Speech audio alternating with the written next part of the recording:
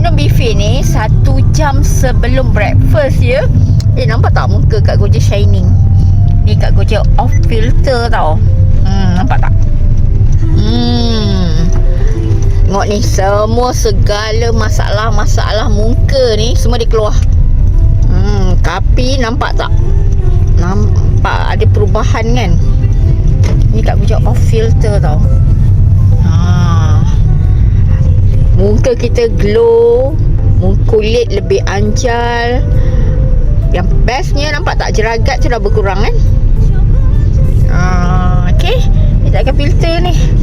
Cuma yang sini sebab tengok tak Kak Gojek meniaga, banyak ni nampak ni bahagian ni jeragat. Tapi nampak pengurangan kat sini pun.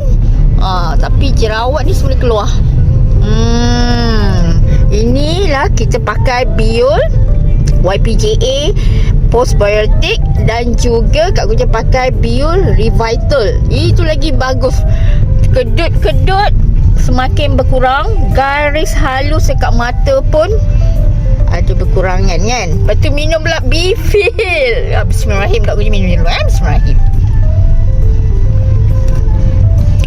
Bila dah buat terus minum segera tau. Tak payah simpan-simpan, habiskan.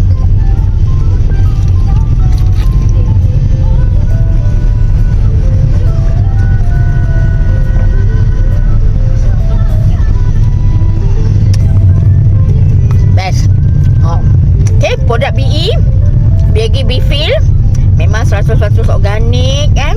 Produk BE ni makanan tambahan yang berfungsi. So kita ambil produk BE, terutamanya makanan tambahan yang berfungsi ni ketika kita sihat. Kalau dah sakit lagi kita perlu ambil lagi banyak kan. Kalau kita sihat macam Shirito kita boleh ambil 2 paket. Bifil 1 hari sepaket. Konsisten pakai juga.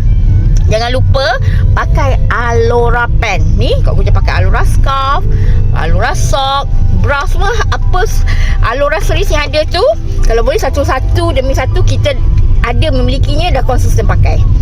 Wah, best kan? Kulit nampak ni banyak perubahan bila kita pakai produk BE. Makanan tambahan dia, Alora, produk kecantikannya, minuman pula kopi biang. Wow, terbaik. Bertambah awet muda yang pakai. Okay.